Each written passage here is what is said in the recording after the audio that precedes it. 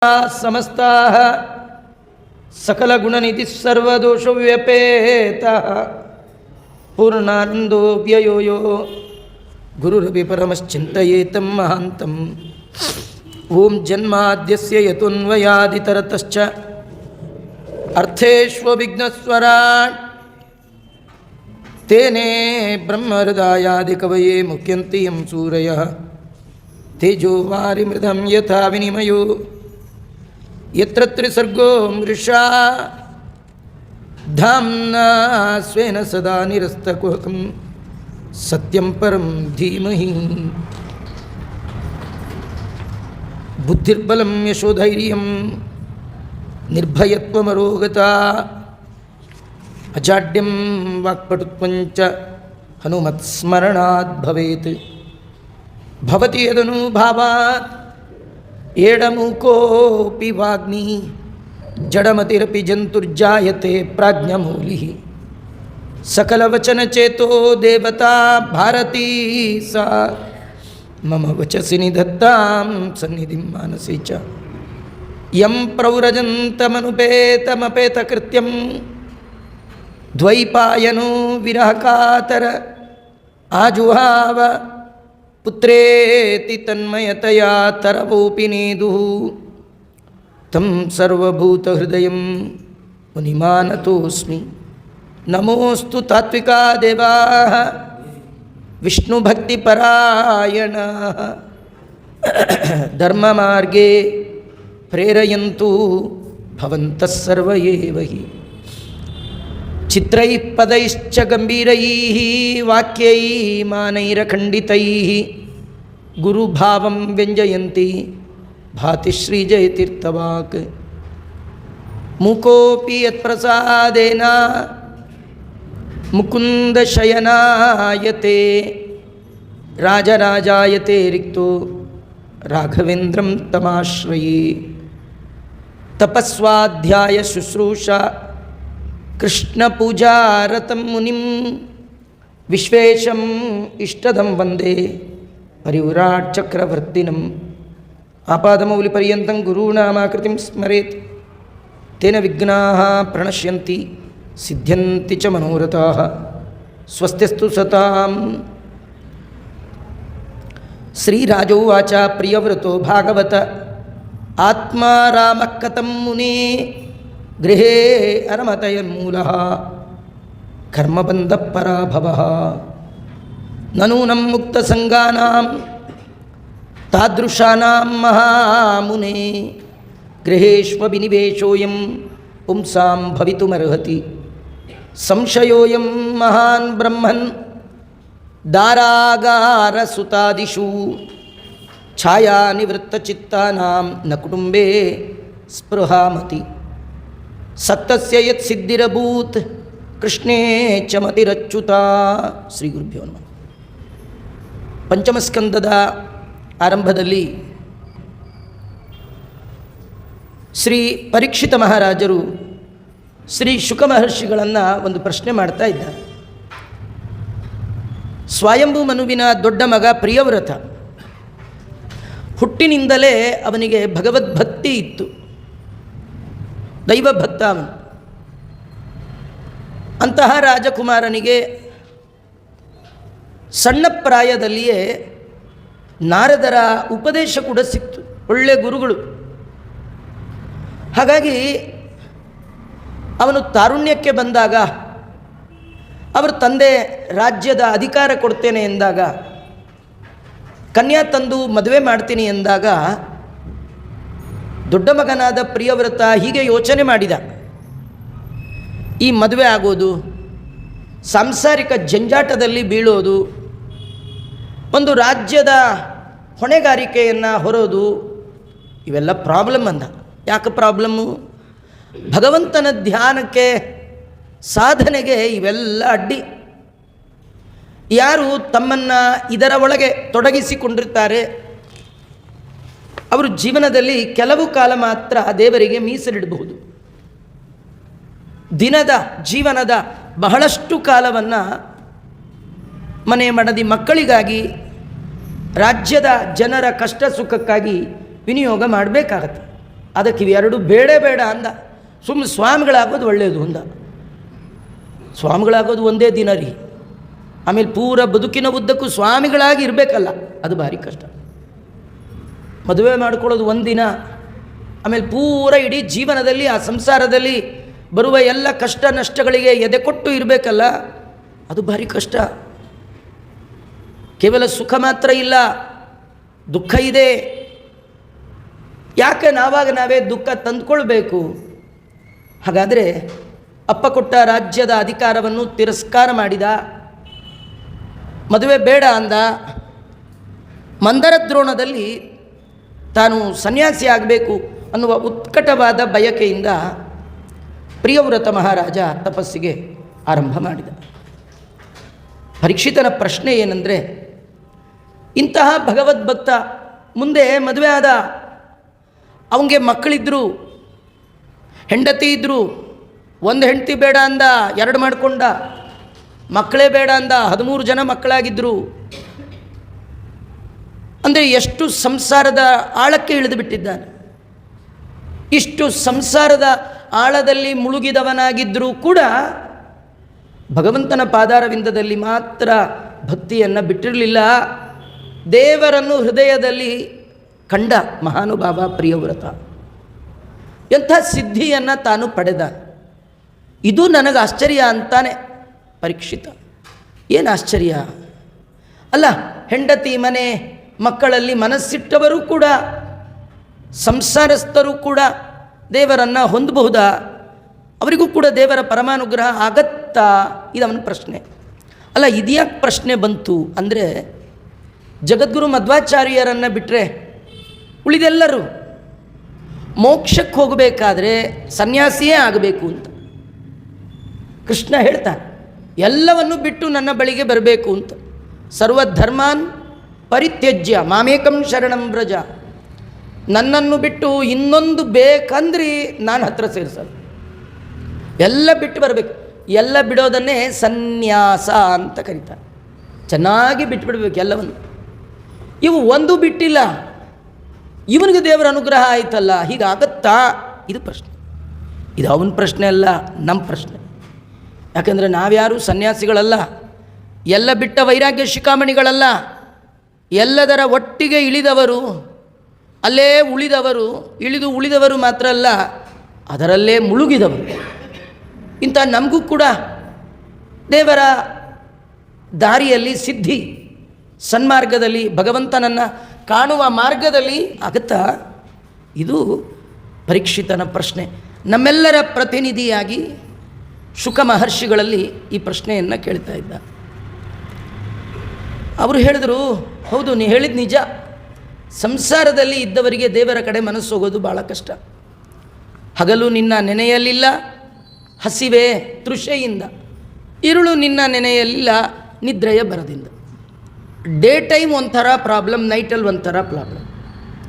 ಬೆಳಗ್ಗೆ ಆದರೆ ಸಾಕ್ರಿ, ಏನು ತಿಂಡಿ ಮಾಡಲಿ, ಏನು ಅಡುಗೆ ಮಾಡಲಿ, ಏನು ತರಕಾರಿ ತರಲಿ. ಈ ವ್ರತ ಮಾಡೋರ್ಗೆ ಭಾರಿ ಯೋಚನೆ, ಅಯ್ಯೋ ವ್ರತ ಬೇರೆ, ಏನು ಮಾಡಲಿ, ಯಾಕಾರು ಇವ ಹೀಗೆಲ್ಲ ನೂರಾರು. ಎಲ್ಲರೂ ನಿಮಗೆ ದೇವರ ಸ್ಮರಣೆ ಬರಲಿಕ್ಕೆ ಸಾಧ್ಯ ಇದೆಯಾ? ಹಗಲೊಂಥರ, ರಾತ್ರಿ ಒಂಥರ, ಮಧ್ಯಾಹ್ನ ಒಂಥರ. ಪ್ರಿಯವ್ರತ ಮಹಾರಾಜ ಹಾಗಾಗಲಿಲ್ಲ. ಅವನ ಕತೆ ವಿಚಿತ್ರ. ಶುಕಾಚಾರ್ಯ ಅಂತಾರೆ, ನೀವೊಮ್ಮೆ ಭಗವದ್ಭಕ್ತನಾಗಬೇಕು, ದೇವರ ಅನುಗ್ರಹ ಸಂಪಾದನೆ ಮಾಡಬೇಕು, ಪ್ರಾಮಾಣಿಕ ಪ್ರಯತ್ನ ಮಾಡಿದ್ರಿ ಅಂದರೆ ನೀವು ರಾಂಗ್ ರೂಟ್ ಹೋಗಿದ್ರೂ ನಿಮಗೆ ದೇವರು ರೈಟ್ ರೂಟಿಗೆ ಕರ್ಕೊಂಡು ಬರ್ತಾನೆ. ನೀವು ಮರೆತರೂ ನಿಮ್ಮನ್ನು ಅವನು ಮರೆಯೋಲ್ಲ. ಸಂಸಾರದಲ್ಲಿ ಬಿದ್ದಾಗ ದೇವರ ಮರೆವು ಸಹಜ. ಭಕ್ತ ಪರಾಧೀನನಾದ ಭಗವಂತ ಮಾತ್ರ ಭಕ್ತರನ್ನು ಮರೆಯೋಲ್ಲ. ಯಾಕೆಂದರೆ ಅವನು ಮರೆವೇ ಇಲ್ಲದ ಭಗವಂತ. ಹಾಗಾದ್ರೆ ಏನಾಯಿತು ಪ್ರಿಯವ್ರತನ ಕತೆ? ಪ್ರಿಯವ್ರತ ಅವನು ಮದುವೆ ಬೇಡ ಅಂತ ಮಂದರ ಪರ್ವತದಲ್ಲಿ ತಪಸ್ಸಿಗೆ ಕೂತಿದ್ದ. ಆಗ ಬ್ರಹ್ಮದೇವರೇ ಬಂದು ಅವನಿಗೆ ಎಚ್ಚರಿಸಿದ್ದ, ಅಪ್ಪ, ನಾವೇನಾಗಬೇಕು ಅನ್ನೋದು ನಮ್ಮ ಕೈಯಲ್ಲಿಲ್ಲ ಅಂತ. ದಾಸರಂತಾರೆ ನೋಡಿ, ಹರಿಚಿತ್ತ ಸತ್ಯ ನರಚಿತ್ತಕ್ಕೆ ಬಂದದ್ದು ಲವಲೇಶ. ಒಂಚೂರು ನಡಿಬೇಕಾ ಬೇಡ ರೀ, ಬೇಡ 100% ಬೇಡ. ಕೆಲವರು ಅಂತಾರೆ, ನಾ ಅಂದ್ಕೊಂಡಿದ್ದು ಒಂದೂ ಆಗಲ್ಲ ಆಚಾರ್ಯ. ಪ್ರಾಬ್ಲಮ್ ಏನು ಗೊತ್ತಾ? ನೀವು ಅಂದ್ಕೊಂಡಿದ್ದೇ ಪ್ರಾಬ್ಲಮ್. ಹಾಗಾದ್ರೆ ಏನು ಮಾಡಬೇಕು? ಇಟ್ಟ ಹಾಗೆ ಇರುವೇನೋ ಹರಿಯೇ. ಯಾವ್ಯಾವ ಕಾಲಕ್ಕೆ ಏನೇನಾಗಬೇಕೋ ತಂತಾನೇ ಆಗ್ತಾ ಹೋಗುತ್ತೆ. ನಾವೇನು ಮಾಡಬೇಕಂದ್ರೆ ನಮ್ಮ ಪಾಲಿಂದು ಡ್ಯೂಟಿ ಮಾಡ್ತಾ ಹೋದರೆ ಸಾಕು. ಕೃಷ್ಣ ಹೇಳ್ತಾನೆ, ನಿಮ್ಮ ವರ್ಣ ನಿಮ್ಮ ಆಶ್ರಮಕ್ಕೆ ಶಾಸ್ತ್ರದಲ್ಲಿ ವಿಹಿತವಾಗಿ ಏನು ಹೇಳಿದೆಯೋ ಅದನ್ನು ಪ್ರಾಮಾಣಿಕವಾಗಿ ಭಗವಂತನಿಗೆ ಅರ್ಪಣೆ ಮಾಡಬೇಕು ಅನ್ನುವ ದೃಷ್ಟಿಯಲ್ಲಿ ಮಾಡ್ತಾ ಹೋಗು. ಕೊಡಬೇಕಾದ್ದನ್ನು ದೇವರು ಕೊಡೋ ಕಾಲಕ್ಕೆ ಕೊಟ್ಟೇ ಕೊಡ್ತಾನೆ. ನಾನು ಹೀಗೆ ಮಾಡಬೇಕು ಹಾಗಾಗಬೇಕು ಅದೆಲ್ಲ ನೀವು ಅಂದ್ಕೊಳ್ಳಿಕ್ಕೆ ಹೋಗಬೇಡಿ. ಯಾಕೆ? ನರಚಿತ್ತಕ್ಕೆ ಬಂದದ್ದು ಲವಲೇಶ ನಡೆಯದು. ಯದ್ವಾಚಿತಂತ್ಯ ಭಗವಂತ ನಮ್ಮನ್ನೆಲ್ಲ ತನ್ನ ಮಾತುಗಳಿಂದ ಕಂಟ್ರೋಲ್ ಮಾಡ್ತಾ ಇದ್ದಾನೆ. ಯಾವುದೋ ಒಂದು ಮಾತು? ಶ್ರುತಿ ಸ್ಮೃತಿ ಹರೇರಾಜ್ಞ, ಭಗವಂತನ ಆಜ್ಞೆ. ಅದರಲ್ಲಿ ಹೇಗಿರಬೇಕು ಅಂತ ಹೇಳಿದೆ, ಹಾಗೇ ಇರಬೇಕು. ಹೇಗೆ ಪ್ರಾಣಿಗಳನ್ನು ಕಂಟ್ರೋಲ್ ಮಾಡುವವ ಅದರ ಮೂಗಿಗೆ ದಾರ ಹಾಕಿ ಆ ಪ್ರಾಣಿಯನ್ನು ತನ್ನ ಹಿಡಿತದಲ್ಲಿ ಇಟ್ಕೊಳ್ತಾನೆ. ಬೀದಿಗೆ ಬಂದು ಕುದುರೆ ತನಗಿಷ್ಟಪಟ್ಟಾಗ ಹೋಗೋ ಹಾಗಿಲ್ಲ, ಲಗಾಮ್ ಹಿಡ್ಕೊಂಡಿರ್ತಾನೆ. ಅವನು ಅದಕ್ಕೆ ಡೈರೆಕ್ಷನ್ ಕೊಡ್ತಿರ್ತಾನೆ, ಹೀಗೆ ಹೋಗಿ ಇಲ್ಲ ನಂಗೆ ಇಲ್ಲಿ ಹೋಗಿ ಹೋಗಿ ಬೇಜಾರಾಗಿದೆ ಬೇರೆ ಕಡೆ ಹೋಗ್ತೀನಿ ಅಂದರೆ ತೆಗೆದು ಬಿಡ್ತಾನೆ ಅಲ್ವಾ? ಹಾಗೆ ಭಗವಂತ ಗುಣಕರ್ಮ ನಾಮಭಿಹಿ ನಮಗೆಲ್ಲ ಒಂದೊಂದು ಗುಣ ಕರ್ಮ ಇದನ್ನು ಕೊಟ್ಟು ಅದಕ್ಕೆ ಅನುಗುಣವಾಗಿ ನಮ್ಮನ್ನು ನೋಡ್ಕೊಳ್ತಾ ಇದ್ದಾನೆ.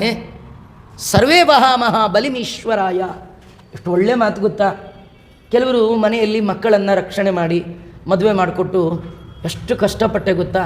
ಹಾಗೆ ಮಾಡಿದೆ ಹೀಗೆ ಮಾಡಿದೆ ಹಾಗನ್ಬೇಡಿ. ಇದೆಲ್ಲ ದೇವರಿಗೆ ಅರ್ಪಣೆ ಮಾಡಲಿಕ್ಕೆ ನನ್ನ ಪಾಲಿನ ಕರ್ತವ್ಯ ಅಂತ ಮಾಡಿ. ಏನೇನು ನಿಮ್ಮ ಕಡೆಯಿಂದ ನಡೀತಾ ಇದೆ ಇದೆಲ್ಲ ದೇವರಿಗೆ ನೀವು ಮಾಡಿದ ಪೂಜಾ ಅಂತ ತಿಳ್ಕೊ. ಬಲಿಂ ಈಶ್ವರಾಯ. ಬಲಿ ಅಂದರೆ ಅರ್ಪಣೆ, ದೇವರ ಅರ್ಪಣೆಗಾಗಿ ಎಲ್ಲ ಮಾಡಬೇಕು. ನಾವು ಮಾಡುವ ಎಲ್ಲ ಕರ್ಮಗಳ ಮೂಲ ಉದ್ದೇಶ ವಿಷ್ಣು ಪ್ರೇರಣೆಯ ವಿಷ್ಣು ಪ್ರೀತ್ಯರ್ಥಂ. ಪ್ರೋತಾನಸೀವ ದ್ವಿಪದೇ ಚತುಷ್ಪದ. 2 ಕಾಲಿನ 4 ಕಾಲಿನ ಎಲ್ಲ ಚೇತನ ಪ್ರಪಂಚವನ್ನು ಪರಮಾತ್ಮ ತನ್ನ ಹಿಡಿತದ ಒಳಗೆ ತನ್ನ ಮುಷ್ಟಿಯ ಒಳಗೆ ಇಟ್ಕೊಂಡಿದ್ದಾನೆ. ದೇವರು ಕೊಟ್ಟದ್ದು ಅದು ಬೇಡ ಇದು ಬೇಡ ಅಂತ ಅನ್ಬೇಡ. ಈ ಜಗತ್ತಲ್ಲಿರುವ ಎಲ್ಲ ಭೋಗ ಸಾಮಗ್ರಿ ಪ್ರಾಕೃತವಾದದ್ದು. ಇದರಿಂದ ದೇವರಿಗೆ ಆಗಬೇಕಾದ್ದೇನಿಲ್ಲ. ಈ ಎಲ್ಲವನ್ನೂ ದೇವರು ನಮಗಾಗಿ ಸೃಷ್ಟಿ ಮಾಡಿದ್ದಾನೆ. ತೇನ ತ್ಯಕ್ತೇನ ಭುಂಜೀತಾಗ. ದೇವರು ಕೊಟ್ಟದ್ದನ್ನು ಭಗವಂತ ನೀನು ಕೊಟ್ಟದ್ದು ಅನ್ನುವ ಎಚ್ಚರಿಕೆಯಿಂದ ಸ್ವೀಕಾರ ಮಾಡಪ್ಪ. ಸುಮ್ಮನೆ ಹಾಗೆ ಮದುವೆ ಬೇಡ, ಮಕ್ಕಳು ಬೇಡ, ಸಂಸಾರ ಬೇಡ ಅನ್ಬೇಡ. ನೀನು ಭಯ, ಮದುವೆ ಆದರೆ ಭಯ, ಎಲ್ಲಿ ಭಗವಂತನ ಮರೆವು ಬರುತ್ತೋ ಅಂತ. ನೋಡು, ಈ ಭಯಕ್ಕೆ ಕಾರಣ ಮದುವೆ ಅಲ್ಲ, ನಮ್ಮ ಹೃದಯದ ಒಳಗಿರುವ 6 ವೈರಿಗಳು, ಕಾಮಕ್ರೋಧಾದಿಗಳು. ಈ 6 ಗೆದ್ದವ ಯಾವ ಆಶ್ರಮದಲ್ಲಿದ್ದರೇನು ಗೃಹಾಶ್ರಮಕ್ಕಿನ್ನು ಕರೋತ್ಯವದ್ಯಂ. ನೋಡಿ, ಮಂತ್ರಾಲಯ ಪ್ರಭುಗಳು ಪೂರ್ವಾಶ್ರಮ ಗೃಹಸ್ಥಾಶ್ರಮ, ಅವರಿಗೆ ಮದುವೆ ಸಂಸಾರ ಮಕ್ಕಳು ಹೆಂಡತಿ ಪ್ರಾಬ್ಲಮ್ಮೇ ಇಲ್ಲ ರೀ. ವಿಜಯದಾಸರು ಎಂಥ ಜ್ಞಾನಿ ವರೆಣ್ಯರು, ಪ್ರಾಬ್ಲಮ್ಮೇ ಇಲ್ಲ ರೀ. ಅರಳಮ್ಮ ಹೆಂಡತಿ ನೋ ಪ್ರಾಬ್ಲಮ್ಮೇ ಇಲ್ಲ. ನಮ್ಮದೇ ಅಯ್ಯೋ ಮನೆ ಆಚಾರ್ಯ ಸಂಸಾರ ಹೆಂಡತಿ ಭಾರ, ಬಾಯಿ ಬಿಟ್ಟರೆ ಗೋಳಿನ ಕತೆ ಹೇಳ್ತೀವಿ ರೀ. ಪುರಂದರದಾಸರೇನ್ರಿ ನಿಮ್ಮನವರು ಹೆಂಡತಿ ಸಂತತಿ ಸಾಸಿರವಾಗಲಿ ಅಂತಾರು. ಯಾಕಂದರೆ ಅವರೆಲ್ಲ ಇಂದ್ರಿಯ ನಿಗ್ರಹ ಉಳ್ಳವರು, ಕಾಮಕ್ರೋಧವನ್ನು ಗೆದ್ದವರು, ಯಾವಾಗಲೂ ಭಗವಂತನಲ್ಲಿ ಮನಸ್ಸು ಇಟ್ಟವರು. ನಾವು ಇಂದ್ರಿಯಗಳಿಗೆ ಸೋತವರು, ದೇವರನ್ನು ಬಿಟ್ಟವರು. ದೇವರನ್ನು ಬಿಟ್ಟದ್ದು, ಇಂದ್ರಿಯಗಳಿಗೆ ಸೋತದ್ದೇ ಸಂಸಾರದಲ್ಲಿ ದುಃಖಕ್ಕೆ ಕಾರಣ. ಹಾಗಾದ್ರೆ ಗೆಲ್ಲಬೇಕಂದ್ರೆ ಏನು ಮಾಡಬೇಕು? ಏನು ಮಾಡಬೇಡಿ. ಬಲಿಷ್ಠರನ್ನು ಎದುರಿಸುವ ಮೊದಲು ನಾವು ನಮ್ಮ ಸುತ್ತಲೂ ಒಂದು ಕೋಟೆ ಕಟ್ಕೊಳ್ಬೇಕು. ನಾವು ಅವ್ರ ಮೇಲೆ ಬಾಣ ಬಿಟ್ಟರೆ, ಫೈರಿಂಗ್ ಮಾಡಿದ್ರೆ ಅವ್ರು ಸುಮ್ಮನೆ ಕೂತಿರ್ತಾರಾ? ಅವರು ಫೈರಿಂಗ್ ಮಾಡ್ತಾರೆ. ಅದು ನಿಮಗೆ ತಾಕಬಾರ್ದು, ನಿಮಗೇನು ನಷ್ಟ ಆಗಬಾರ್ದು. ಅಂದರೆ ಒಂದು ಕೋಟೆ. ಹಾಗೆ ಕಾಮಕ್ರೋಧ ಅನ್ನುವ ವೈರಿಗಳ ಮೇಲೆ ನೀವು ಬಾಣವನ್ನು ಬಿಟ್ಟರೆ ಅವರೇನು ಬಿಡೋಲ್ಲ. ಅದಕ್ಕೆ ನೀವೇನು ಮಾಡಬೇಕು? ಭಗವಂತನ ಪಾದ ಕಮಲಗಳು ಅನ್ನುವ ಕೋಟೆಯನ್ನು ಆಶ್ರಯ ಮಾಡಬೇಕು. ಯಾರಿಗೆ ಭಗವಂತನ ಎಚ್ಚರಿಕೆ ಸದಾ ಇದೆ ಅವರಿಗೆ ಈ ಕಾಮಕ್ರೋಧಾದಿಗಳು ಏನು ಮಾಡೋಲ್ಲ. ಆದ್ದರಿಂದ ಭುಂಕ್ಷ್ವೇಹ ಭೋಗಾನ್ ಪುರುಷಾತಿ ಸೃಷ್ಟಾನ್ ವಿಮುಕ್ತ ಸಂಗಃ ಪ್ರಕೃತಿಂ ಭಜಸ್ವ. ಭಗವಂತ ಕೊಟ್ಟದ್ದನ್ನು ಸ್ವೀಕಾರ ಮಾಡಿ ದೇವರ ಆರಾಧನೆ ಅಂತ ಮಾಡು. ನಿನಗೆ ಅವನ ಅನುಗ್ರಹ ಆಗುತ್ತಪ್ಪ. ಮದುವೆ ಬೇಡ ಅನ್ಬೇಡ, ಆಯಿತಾ ಅಂಥೇಳಿ ಬ್ರಹ್ಮದೇವರು ಹೇಳಿದ ತಕ್ಷಣ ಬ್ರಹ್ಮದೇವರು ಹೇಳಿದ ಮೇಲೆ ಬೇಡ ಅನ್ನೋರು ಯಾರಿದ್ದಾರ್ರೀ? ಪ್ರಿಯವ್ರತ ಹಾಗೇ ಆಗಲಿ ಅಂತಂದ. ಮುಂದೆ ಅವನೇನು ಮಾಡಿದ್ದಾನೆ, ವಿಶ್ವಕರ್ಮ ಅನ್ನುವ ಪ್ರಜಾಪತಿಯ ಮಗಳು ಬರ್ಹಿಷ್ಮತಿಯನ್ನು ತಾನು ಮದುವೆ ಆಗಿದ್ದಾನೆ. ಅಲ್ಲಿ ಅನೇಕ ಜನ ಮಕ್ಕಳಾಗಿದ್ದಾರೆ, 10 ಜನ ಮಕ್ಕಳಂತೆ. ದೊಡ್ಡ ಮಗ ಅಗ್ನಿದ್ರ, ಅವನ ಉಳಿದ ತಮ್ಮಂದರು 9 ಜನ. ಅದರಲ್ಲಿ ಕವಿ, ಮಹಾವೀರ, ಸವನ ಅನ್ನುವ ಕಡೆಯ 3 ಜನ ಮಕ್ಕಳು ಹುಟ್ಟುವಾಗಲೇ ಬ್ರಹ್ಮಚರ್ಯದಿಂದ ಭಗವಂತನ ಆರಾಧನೆ ಮಾಡ್ತಾ ಸಾಂಸಾರಿಕ ಜೀವನವನ್ನು ತೊರೆದು ಅವರೆಲ್ಲ ಅವಧೂತ ಚರ್ಯೆಯಲ್ಲಿ ಹೊರಟು ಬಿಟ್ಟಿದ್ದಾರೆ. ಈ 10 ಜನ ಮಕ್ಕಳ ನಂತರದಲ್ಲಿ ಒಬ್ಬಳು ಹೆಣ್ಣುಮಗಳು ಊರ್ಜಸ್ವತಿ ಅಂತ ಅವಳನ್ನು ತಾನು ಪಡೆದಿದ್ದಾನೆ. ಈ ರಾಜನ ಮಹಿಮೆಯನ್ನು ವರ್ಣನೆ ಮಾಡ್ತಾ ಇದ್ದಾರೆ. ಈ ರಾಜ ಮತ್ತೊಂದು ಮದುವೆ ಆದ, ಪ್ರಿಯವ್ರತ. ಅಲ್ಲಿ 3 ಜನ, ಉತ್ತಮ, ತಾಪಸ, ರೈವತ, 3 ಜನ ಮಕ್ಕಳಾಗಿದ್ದಾರೆ. ಈ ರಾಜ ಎಂತಹ ಪ್ರತಾಪವಾನ್, ಶಕ್ತಿವಾನ್ ಅಂದರೆ ಇವನು ಅನೇಕ ವರ್ಷಗಳ ಕಾಲ ಈ ಭೂಮಿಯನ್ನು ಆಳಿದ ಮಹಾನುಭಾವ. ಒಂದಿನ ಹೊರಗೆ ಬಂದು ನೋಡಿದ, ಸಂಜೆ ಆಗಿತ್ತು. ಮಂತ್ರಿನ ಕರೆದು ಕೇಳಿದ, ನಮ್ಮ ದೇಶದ ಈ ಭಾಗ ಕತ್ತಲಿಟ್ಟಿದೆಯಲ್ಲ ಯಾಕೆ? ಮಂತ್ರಿ ಅಂದ, ಸೂರ್ಯ ಅಸ್ತಮಾನ ಆಯಿತು, ಕತ್ತಲಾಯಿತು. ರಾಜ ಕೇಳ್ದ, ಎಲ್ಲಿ ಹೋದ ಸೂರ್ಯ ಅಂದ. ಅಲ್ಲ, ಅವನ ಪಾಡಿಗೆ ಬಂದ, ಹೋದ. ಅಯ್ಯೋ, ನಾನು ರಾಜನಾಗಿದ್ದರೂ ಕೂಡ ಅವ್ರವ್ರ ಪಾಡಿಗೆ ಅವ್ರು ಬಂದು ಹೋಗೋದಾದರೆ ಏನು ಪ್ರಯೋಜನ? ಇನ್ಮೇಲೆ ಈ ಸೂರ್ಯನ ನಂಬಿ ನಾವಿರುವ ಹಾಗಿಲ್ಲ. ಸೂರ್ಯ ಬರಲಿ, ದಿನದ ಅರ್ಧ ಭಾಗ ಡ್ಯೂಟಿ ಅವನು ಮಾಡಲಿ, ಇನ್ನು ಅರ್ಧ ಭಾಗ ಇಡೀ ಜಗತ್ತಿಗೆ ನಾನು ಬೆಳಕು ಕೊಡ್ತೇನೆ ಎಂದ. ಏನು ಆಶ್ಚರ್ಯ ರೀ! ಕರೆಂಟ್ ಹೋದರೆ ಕರೆಂಟ್ ಕೊಡೋದು ತಾಕತ್ತಿಲ್ಲದ ನಮ್ಮ ರಾಜರಲ್ಲಿ ಸೂರ್ಯನಿಗೆ ಬದಲಿ ಸೂರ್ಯನಾಗಿ ತನ್ನ ತಪಸ್ಸಿನಿಂದಲೇ ತೇಜೋಮಯವಾದ ರಥವನ್ನು ನಿರ್ಮಾಣ ಮಾಡಿ ಅದರ ಒಳಗೆ ಕುಳಿತು ಮೇರು ಪರ್ವತವನ್ನು ಸೂರ್ಯ ಪ್ರದಕ್ಷಿಣೆ ಮಾಡುವಾಗ ಭೂಮಿಯ ಅರ್ಧ ಭಾಗಕ್ಕೆ ಕತ್ತಲು, ಅರ್ಧ ಭಾಗಕ್ಕೆ ಬೆಳಕು ಕೊಡ್ತಿದ್ದ. ಅವ ಎಲ್ಲಿ ಬೆಳಕು ಕೊಡ್ತಿದ್ದ ಅಲ್ಲಿ ಹೋಗ್ತಿರಲಿಲ್ಲ. ಎಲ್ಲಿ ಕತ್ತಲು ಪ್ರಸಂಗ ಅಲ್ಲಿ ಈ ರಾಜ ತನ್ನ ರಥವನ್ನು ಏರಿ ಪ್ರತಿ ಸೂರ್ಯನಂತೆ ದ್ವಿತೀಯ ಪತಂಗ, 2ನೇ ಸೂರ್ಯನಂತೆ ಇಡೀ ಜಗತ್ತಿಗೆ ನೈಟ್ ಅನ್ನೋ ಶಬ್ದವೇ ಇಲ್ಲ. ಯಾವಾಗಲೂ ಹಗಲು 7 ದಿನ ಹೀಗೆ ಸುತ್ತಿದ್ದಾನೆ. ನಾರದ್ರು ಎಲ್ಲೋ ಇದ್ದವ್ರಿಗೆ ಸುದ್ದಿ ಹೋಯಿತು, ಭೂಲೋಕದಲ್ಲಿ ಕತ್ತಲಿಲ್ಲ, ನಿಮ್ಮ ಶಿಷ್ಯನ ಪ್ರೋಗ್ರಾಮು. ಅವರು ಓಡ್ಕೋತಾ ಬಂದರು, ಶಿಷ್ಯನ ರಥಕ್ಕೆ ಅಡ್ಡ ನಿಂತರು. ಪ್ರಿಯವ್ರತನಿಗಂದರು, ಅಲ್ಲೋ ಮದುವೆ ಮಾಡ್ಕೋ, ಹೆಂಡತಿ ಮಕ್ಕಳು ಸಂಸಾರ ಮಾಡಿ ರಾಜ್ಯ ಬಾರು ಮಾಡು ಅಂದರೆ ನೀನು ಸೂರ್ಯನ ಜೊತೆಗೆ ಕಾಂಪಿಟೇಷನ್ ಹೋಗ್ತೀಯಲ್ಲಪ್ಪ, ಹೋಗಬಾರ್ದು. ಹಗಲು ರಾತ್ರಿಗಳ ನಿರ್ಮಾಣ ಸೂರ್ಯನಿಂದಲ್ಲ, ದೈವೇಚ್ಛೆ. ಭಗವಂತ ಇದರೆಲ್ಲರ ಕರ್ತೃ. ಹಗಲು ಅವನೇ ಮಾಡೋದು, ರಾತ್ರಿ ಅವನೇ ಮಾಡೋದು. ಕಥೆ ಏನು ಗೊತ್ತಾ? ನಾವು ಎಷ್ಟೇ ಬಲಿಷ್ಠರಾದರೂ ಪ್ರಕೃತಿಗೆ ವಿರುದ್ಧ ಹೋಗಬಾರ್ದು. ಯಾಕಂದರೆ ಪ್ರಕೃತಿ ಭಗವಂತನ ಅಧೀನ, ನಾವು ಅವನ ಅಧೀನ. ಹಾಗಾಗಿ ಹಗಲು ರಾತ್ರಿಗಳು ನಿರ್ಮಾಣ ಮಾಡಿದ್ದು ರಾಜ ಅಲ್ಲಪ್ಪ. ನೀನು ಅದರ ವಿರುದ್ಧ ಹೋದರೆ, ದೇವರ ವಿರುದ್ಧ ಹೋದಾಗೆ. ನಮಗೊಂದು ಕಥೆ ಇದೆ ರೀ, ಪ್ರಕೃತಿಗೆ ವಿರುದ್ಧ ಹೋಗಬೇಡಿ. ಮಳೆ, ಚಳಿ, ಗಾಳಿಯನ್ನು ನಿಂದನೆ ಮಾಡಬೇಡಿ. ಎಷ್ಟು ತಂಡಿರಿ, ಎಷ್ಟು ಶಾಲು ಹೊದ್ಕೊಳ್ಳೋಣ, ಎಷ್ಟು ಟೋಪಿ ಹಾಕ್ಕೊಳ್ಳೋಣ, ಆದರೂ ಚಳಿ. ಆ ಮಾತಾಡು ಏನು ದರಿದ್ರ ಚಳಿ ಅಂದ್ಬಿಡ್ತೀವಿ. ನಿಂದೆ ಮಾಡಬೇಡಿ, ಮಳೆ ಚಳಿ ಗಾಳಿಗಳ ನಿಂದಿಸದೆ ಅಂತ. ಪ್ರಕೃತಿಯನ್ನು ವಿರೋಧ ಮಾಡಬೇಡ, ನಿಲ್ಲಿಸ್ಬಿಡು ಅಂದರು. ಗುರುಗಳ ಮಾತಿಗೆ 7 ದಿನ ಸಂಚಾರ ಮಾಡಿದ ಪ್ರಿಯವ್ರತ ಮಹಾರಾಜ ನಿಲ್ಲಿಸ್ಬಿಟ್ಟ. ನಿಮಗೆ ಆಶ್ಚರ್ಯ, ಅವನು ಇನ್ನೊಂದು ಮಹಿಮೆ ಹೇಳ್ತಾ ಇದ್ದಾರೆ. ಅವನು 7 ದಿನ ಪ್ರಯಾಣ ಮಾಡುವ ಸಂದರ್ಭದಲ್ಲಿ ಅವನ ರಥದ ಚಕ್ರಕ್ಕೆ ಭೂಭಾಗ ಸಿಕ್ಕು 7 ದಿನಕ್ಕೆ 7 ಹಳ್ಳಗಳು, 7 ದಿಣ್ಣೆಗಳ ನಿರ್ಮಾಣ ಆಯಿತು. ಆ 7 ಹಳ್ಳಗಳು ಅಂದರೆ ಅದು ಸಾಮಾನ್ಯ ಸಣ್ಣ ಪುಟ್ಟ ಹಳ್ಳಗಳಲ್ಲ, ಅದೇ ಹಳ್ಳಗಳೇ ಒಂದೊಂದು ಸಮುದ್ರವಾಗಿ 7 ಸಮುದ್ರಗಳಾಯ್ತಂತೆ. ಲವಣ ಸಾಗರ, ಇಕ್ಷು ಸಾಗರ, ಸುರಸಾಗರ, ಘೃತಸಾಗರ, ದತಿ ಸಾಗರ, ಕ್ಷೀರಸಾಗರ, ಉಪ್ಪು ನೀರಿನ, ಸಿಹಿ ನೀರಿನ ಸಾಗರಗಳು ಅವನು 7 ದಿನದಲ್ಲಿ ನಿರ್ಮಾಣ ಮಾಡಿದ. ಅಷ್ಟೇ ಅಲ್ಲ, ಆ 2 ಸಮುದ್ರಗಳ ನಡುವೆ ಭೂಭಾಗ ಮಾಡಿಬಿಟ್ಟ. ಆ ದಿಣ್ಣೆಗಳು, ಆ 7 ಭೂಪ್ರದೇಶವೇ 7 ದ್ವೀಪಗಳು. ಜಂಬೂದ್ವೀಪ, ಪ್ಲಕ್ಷ, ಶಾಲ್ಮಲಿ, ಕುಶ, ಕ್ರೌಂಚ, ಶಾಖ, ಪುಷ್ಕರ. ನಾವೆಲ್ಲ ಇರೋದು ಜಂಬೂದ್ವೀಪ. ಉಳಿದ 6 ದ್ವೀಪಗಳಿಗೆ ಮನುಷ್ಯರು ಹೋಗಲಿಕ್ಕೆ ಆಗೋಲ್ಲ. ಹೀಗೆ 7 ದ್ವೀಪಗಳು 7 ಸಮುದ್ರಗಳನ್ನು ರಾಜ ನಿರ್ಮಾಣ ಮಾಡಿದರೆ ಅವನು ಪರಂಧಾಮಕ್ಕೆ ಹೋಗಿ ಎಷ್ಟೋ ಸಾವಿರ ವರ್ಷ ಕಳೆದ ಮೇಲೂ ಜನ ಅವನು ಮಾಡಿದ ಈ ಅದ್ಭುತ ಕರ್ಮವನ್ನು ನೆನಪು ಮಾಡಿಕೊಳ್ತಿದ್ರು. ಏನಂತ? ಪ್ರಿಯವ್ರತಂ ಕೃತಂ ಕರ್ಮ ಕೋನು ಕುರ್ಯಾದ್ ವಿನೇಶ್ವರಂ. ಪ್ರಿಯವ್ರತ ಮಾಡಿದ ಅದ್ಭುತ ಕೆಲಸವನ್ನು ಭಗವಂತನಲ್ಲದೆ ಮತ್ತಾರು ತಾನೇ ಮಾಡಲಿಕ್ಕೆ ಸಾಧ್ಯ? ಇದರರ್ಥ ಪ್ರಿಯವ್ರತನಲ್ಲಿ ಭಗವಂತನೇ ಇದ್ದು ಈ ಅದ್ಭುತವಾದ ಕರ್ಮವನ್ನು ಮಾಡಿಸಿದ್ದಾನೆ. ನಮಗೇನರ್ಥ? ನಮ್ಮಿಂದ ಏನಾದರೂ ಉತ್ತಮವಾದ ಕೆಲಸ ಆಗಿದರೆ ಅಂದ್ಕೊಳ್ಳಿ, ನಾ ಮಾಡಿದೆ ಅಂದ್ಕೊಳ್ಬೇಡಿ. ಒಳಗೆ ಭಗವಂತ ನಿಂತೇ ಮಾಡಿಸಿದ್ದಾನೆ. ಅವನು ನಿಂತ ಈ ಸತ್ಕರ್ಮ ಆಯಿತು. ಅವನ ಅನುಗ್ರಹ ಇಲ್ಲ ಅಂತಾಗಿದ್ದರೆ ಖಂಡಿತವಾಗಿಯೂ ಈ ಕರ್ಮ ಮಾಡಲಿಕ್ಕೆ ಆಗಲ್ಲ ಅಂತ ಹೀಗೆ ತಿಳ್ಕೊಳ್ಬೇಕು. ಇಂತಹ ಅದ್ಭುತವಾದ ಪ್ರಿಯವ್ರತ ಮಹಾರಾಜರ ಕಥೆಯನ್ನು ವರ್ಣನೆ ಮಾಡಿದ್ದಾರೆ. ಅಗ್ನಿದ್ರ ಅಂತಿದ್ನಲ್ಲ, ಅವನ ಮಗ, ದೊಡ್ಡ ಮಗ, ಅವನು ಜಂಬೂದ್ವೀಪಕ್ಕೆ ರಾಜನಾದ. ಅಗ್ನಿದ್ರ ಮದುವೆ ಆಗಬೇಕು ಅಂತ ಅಂದ್ಕೊಂಡ.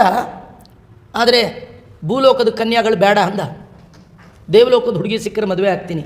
ಕಣ್ಣು ಮುಚ್ಚಿ ತಪಸ್ಸು ಮಾಡ್ದ. ಅವನ ತಪಸ್ಸು ಫಲಿಸ್ತ್ರಿ. ಒಳ್ಳೇದು ಬೇಕು ಅಂತ ಸಂಕಲ್ಪ ಮಾಡಿ ಕೂತ್ರೆ ಖಂಡಿತ ದೇವರ ಅನುಗ್ರಹ ಮಾಡ್ತಾನೆ. ನಾವು ಪಡೆಯೋ ಕಾಲಕ್ಕೆ ಕಾಲನೇ ಕಳೆದು ಬಿಡ್ತೀವಿ. ಮದುವೆ ಆಗೋ ಏಜಲ್ಲಿ ಅಯ್ಯೋ ಮಾಡ್ಕೊಂಡ್ರಾಯ್ತು ಅನ್ನೋದು. ಬಂದು ಹುಡುಗರಿಗೆಲ್ಲ ಒಂದೊಂದು ಹೆಸರಿಟ್ಟು, ಅವನ ಕಪ್ಪಿಗೆ, ಇವನ ದಪ್ಪಿಗೆ, ಇವನ ಉದ್ದ, ಇವನ ಕಪ್ಪು, ಹೀಗೆಲ್ಲ ಅಂದ್ಕೊಂಡು ಕಡೆಗೆ ಆಯ್ಕೆಗಳು ಮುಗಿದೋಗ್ಬಿಡುತ್ತೆ. ಅನಿವಾರ್ಯತೆ ಹೆಚ್ಚಾಗುತ್ತೆ. ಕಡೆಗೆ ಯಾವ್ದು ಸಿಗುತ್ತೋ, ಗಂಡೋ ಹೆಣ್ಣೋ ಏನೋ, ಯಾವುದೋ ಗೋತ್ರ, ಯಾವುದೋ ಸೂತ್ರ, ಇಂಥವೆಲ್ಲ ಅವ್ಯವಸ್ಥೆ. ಅಗ್ನಿದ್ರನ ಬಯಕೆ ನೋಡಿ, ಉತ್ತಮ ಸಂತಾನ ಪಡಿಬೇಕು, ಪಿತೃಗಳ ಉದ್ಧಾರ ಆಗಬೇಕು, ಒಳ್ಳೆ ಕನ್ಯಾ. ಇಡೀ ಜೀವನದ ಸಾಧನೆ ಆಗೋದು ಮನೆಗೆ ಬರುವ ಹೆಣ್ಣಿನಿಂದ, ಮನೆ ಹಾಳಾಗೋದು ಹೆಣ್ಣಿನಿಂದ, ಉದ್ಧಾರ ಆಗೋದು ಹೆಣ್ಣಿನಿಂದ. ಉತ್ತಮವಾದ ಹೆಣ್ಣು ಬೇಕು. ತಪಸ್ಸೇ ಮಾಡಿದ. ಸ್ವಯಂ ಬ್ರಹ್ಮದೇವರು ತಮ್ಮ ಲೋಕದ ಒಬ್ಬ ಅಪ್ಸರಾ ಸ್ತ್ರೀಯನ್ನು ಕಳುಹಿಸಿಕೊಟ್ಟಿದ್ದಾರೆ. ಅವಳ ಹೆಸರು ಪೂರ್ವಚಿತ್ತಿ ಅಂತ. ಅವಳು ತೇಜೋಮಯವಾದ ಶರೀರ, ಈ ಲೋಕದವಳಲ್ಲ. ಅವಳು ಸತ್ಯಲೋಕದ ಬ್ರಹ್ಮದೇವರ ಸಭೆಯಲ್ಲಿ ಗಾನ ನರ್ತನಾದಿಗಳನ್ನು ಮಾಡುವಂತಹ ಅಪ್ಸರಾ ಸ್ತ್ರೀ. ಅವರ ದೇಹ ಮೂಳೆ ಮಾಂಸದ್ದಲ್ಲ, ಅದು ತೇಜೋಮಯವಾದ ಶರೀರ, ಬಹುಸುಂದರಿ. ಅವಳು ಭೂಲೋಕಕ್ಕೆ ಇವನು ಎಲ್ಲಿ ತಪಸ್ಸು ಮಾಡಿದ್ನೋ ಅಲ್ಲೇ ಬಂದ್ಲು. ಅವಳ ಶೃಂಗಾರ, ಅವಳ ವನಪು, ಅವಳ ವಯ್ಯಾರ, ಅವಳ ಹಾವ, ಅವಳ ಭಾವ ಹೇಗಿತ್ತು? ತಸ್ಯಾಹ ಸುಲಲಿತ ಪದ ವಿನ್ಯಾಸಗತಿ ವಿಲಾಸೇನ ಅನುಪದಂ ಖಣಕಣಾಯಮಾನ ರುಚಿರ ಚರಣಾಭರಣ ಸ್ವನಂ ಉಪಾಕರ್ಣ್ಯ ನರದೇವ ಕುಮಾರ ಸಮಾಧಿ ಯೋಗೇನ ಮೀಲಿತ ನಯನ ನಳಿನ ಮುಕುಲಯುಗಳ ಮೀಷದ್ವಿಗಚಯ್ಯಾಚಷ್ಟ. ಅವಳೇನು ಮಾಡಿದ್ದಾಳೆ? ತನ್ನ ತಸ್ಯಾಹ ಸುಲಲಿತ ಪದವಿನ್ಯಾಸ. ಪದವಿನ್ಯಾಸ ಅಂದರೆ ಅವಳು ಹೆಜ್ಜೆ ಇಡೋ ಕ್ರಮ. ಅದು ವಾಕಿಂಗ್ ಅಂತಾರೆ ನೋಡಿ, ಅದೇನೇನೋ ಬೇರೆ ಬೇರೆ ವಾಕ್. ಇವಳದು ಅದ್ಭುತವಾದ ವಾಕ್. ಮನೆಯಲ್ಲಿ ಹೆಣ್ಣುಮಕ್ಕಳು ನಡೀತಿದ್ರೆ ಹೇಗಿರಬೇಕು? ಹೆಜ್ಜೆಯ ಮೇಲೊಂದು ಹೆಜ್ಜೆಯ ನಿಕ್ಕುತ. ಭಾಗ್ಯದ ಲಕ್ಷ್ಮಿ. ಮನೆಯಲ್ಲಿ ಹೆಣ್ಣುಮಕ್ಕಳು ಗೆಜ್ಜೆ ಕಾಲಿಂದು ನಾದ ಮಾಡ್ತಾ ಓಡಾಡ್ತಿದ್ರೆ ಮನೆಯೊಳಗೆ ಲಕ್ಷ್ಮಿ. ಕೈಯಲ್ಲಿರುವ ಬಳೆ, ಕಾಲಲ್ಲಿರುವ ಗೆಜ್ಜೆ, ನಾವು ಗಂಟೆ ಜಾಂಟೆ ಬಾರಿಸಿದ್ರಿ ಎಂಥ ಮಂಗಳವಾದ್ಯ, ಅಂಥ ಮಂಗಳಮಯವಾದ ವಾದ್ಯ. ಭೂತಪ್ರೇತಗಳು ಕೂಡ ಅವೆಲ್ಲ ಮನೆ ಬಿಟ್ಟು ಹೋಗುತ್ತಂತೆ ಈ ಮಂಗಳಮಯವಾದ ಮುತ್ತೈದೆ ಕೈಯಿನ ಬಳೆ, ಕಾಲಿನ ಗೆಜ್ಜೆಗಳು.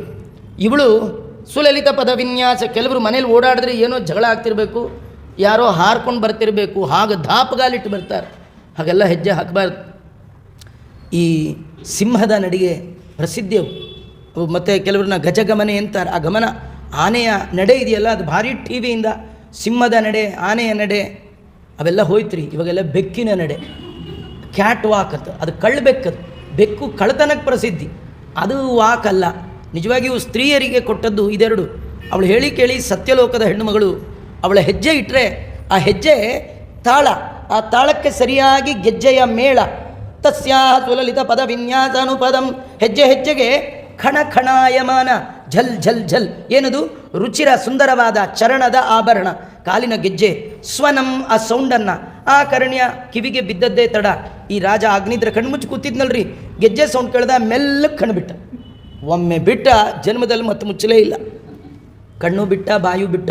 ಅಲ್ರಿ, ಕೆಲ್ಸಕ್ಕೆ ಬಾರದವ್ರು ನೋಡೇ ಕಣ್ಣು ಬಾಯಿ ಬಿಡೋದಾದರೆ ಸತ್ಯಲೋಕದ ಅಪ್ಸರಾ ಸ್ತ್ರೀಯರಿ ಕಣ್ಣು ಯಾರೂ ಬಿಡ್ತಾರೆ, ಇವನು ಬಿಟ್ಟಿದ್ದೇನು ದೊಡ್ಡದು ಅಂಥ ಅದ್ಭುತವಾದ ಸೌಂದರ್ಯ. ಅವಳ ಜೊತೆ ಮಾತಾಡಿದ.